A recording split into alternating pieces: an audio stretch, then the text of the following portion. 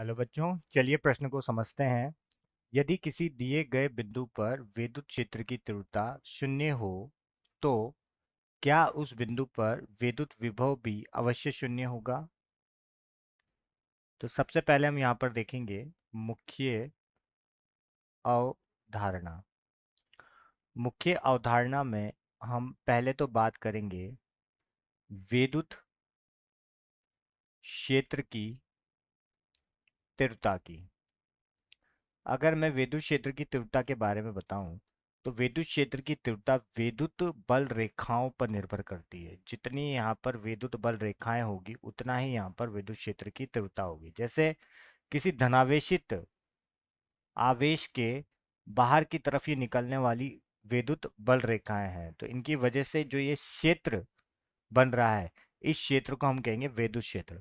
और इसकी तीव्रता इसकी ताकत को बताती है। इसी प्रकार अगर हम विद्युत विभव की बात करें तो विद्युत विभव क्या होता है कि किसी भी धनावेशित एकांक धनावेशित आवेश को अनंत से अगर किसी पी बिंदु तक लाया जाए जो किसी दूसरे आवेश से धनावेश से आर दूरी पर स्थित है, तो इसके लिए जो मैं कार्य कर रहा हूं इस धनावेशित आवेश पर, उसे मैं क्या कहूंगा? विद्युत विभव कहूंगा। ठीक है। अब मैं बात करता हूं यहाँ पर गाउस लॉ की, गाउस के नियम की। देखो, गाउस नाम का एक साइंटिस्ट था जिसने गाउस का नियम दिया ताकि हम ये निकाल सकें कि विद्युत क्षेत्र की तीव्रता क्या होगी। तो गाउस ने ये कहा कि किसी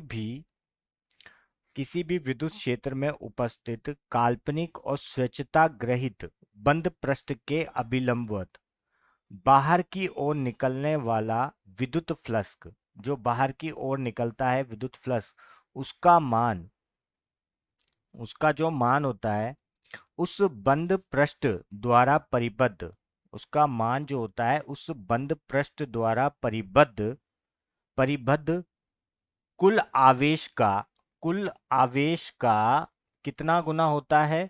1/, एप्सिलॉन नॉट गुना होता है। ठीक है, ये है हमारा गाउस का नियम। ठीक है। अब चलिए हम हल की तरफ चलते हैं। हल। तो सर्वप्रथम हमें ये दिया हुआ है कि अगर विद्युत क्षेत्र की तीव्रता शून्य हो, मतलब हमें दिया क्या गया है कि कहीं पर जैसे कोई भी अगर हम देखें तो उसमें विद्युत क्षेत्र की तीव्रता क्या दे रखी है? हमें शून्य दे रखी है। ठीक है। तो हमसे पूछा गया है कि यहाँ पर विद्युत बल भी क्या शून्य हो सकता है? विद्युत विभव भी शून्य हो सकता है? बल नहीं, विभव भी शून्य हो सकता है। तो चलिए इसको किसी एक उदाहरण से देखते हैं। जैसे मान लीजिए कि मैं क्या कर रहा हूँ, मैंने एक गोलाकार मैंने क्या ले ली, एक वस्तु ले ली। अब इस पर जो आवेश है वो इसके ऊपर धनावेशित है। धनावेशित आवेश इसके क्षेत्र पर, इसके एरिया पर, इसके क्षेत्रफल पर लगा हुआ है। ठीक है। अब अगर मैं यहाँ पर इसके बीच में, जैसे यहाँ पर अगर मैं आपसे पूछूं कि यहाँ पर विभव क्या होगा और विद्युत क्षेत्र की तीव्रता क्या होगी, तो हमें पता है। अगर मैं गाउस लॉ से बताऊं, देखिए गाउस लॉ क्या होता है, गाउस का नियम क्या होता है? गाउस का नियम ये कहता है कि यहाँ पर जो फ्लक्स होगा, अगर इसके अंदर इस ओ बिंदु से जो फ्लक्स निकलेगा, वो फ्लक्स वो फ्लक्स किसके बराबर होगा? इसके जितना भी इसके अंदर क्या है, आवेश है, बटे एप्सिलॉन नॉट के। ठीक है। तो अगर आप देखोगे यहाँ पर, तो अगर हम यहाँ पर बात करें तो यहाँ पर जो अंदर तो कोई चार्ज ही नहीं है, अंदर कोई आवेश नहीं है, तो मतलब अंदर का आवेश कितना हो गया बच्चों? 0 कूलाम हो गया। तो 0 कूलाम अगर आवेश हो गया है तो अगर इस गाउस के नियम से देखें तो यहाँ पर क्या हो जाएगा? जो विद्युत क्षेत्र की तीव्रता है वो भी क्या हो जाएगी? शून्य हो जाएगी। मतलब हमने ये तो ले लिया कि विद्युत क्षेत्र की तीव्रता यहाँ पर शून्य है, वो तो अब इससे पता लग गया हमें गाउस के नियम से। अब बात ये आती है कि अगर विद्युत क्षेत्र की तीव्रता यहाँ शून्य है तो क्या विभव भी शून्य होगा? तो चलिए उसकी बात करते हैं।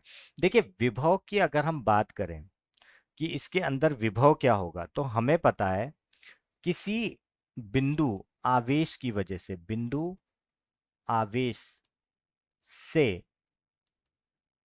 विद्युत विभव क्या होता है, विद्युत विभव क्या होता है, वो होता है के क्यू बटे आर होता है। तो यहां पर अगर हम देखें, अगर इसकी जो दूरी है अगर वो आर है, तो यहां पर किसी भी बिंदु की वजह से अगर हम विभव देखेंगे तो किसके बराबर होगा, के क्यू बटे आर के बराबर होगा। ठीक है। और अगर हम इससे भी नहीं देखते हैं तो हमारे पास होता है एक विभव प्रवणता। विभव प्रवणता, देखिए विभव प्रवणता होती क्या है कि विद्युत क्षेत्र की तीव्रता किसके बराबर होती है, विभवांतर के अंतर बटे किसके सापेक्ष अंतर होना चाहिए, दूरी के सापेक्ष अंतर के। ठीक है। तो अगर मान लीजिए, देखिए अभी हमने देखा कि यहां पर विद्युत क्षेत्र की तीव्रता तो क्या हो गई है, शून्य हो गई है। ठीक है। अगर यहां पर हम इसमें रख दें शून्य, तो विभव और इसका अंतर, विभवांतर, ये दूरी तो शून्य हो नहीं सकती, मतलब विभवांतर का अंतर क्या हो जाएगा, शून्य हो जाएगा।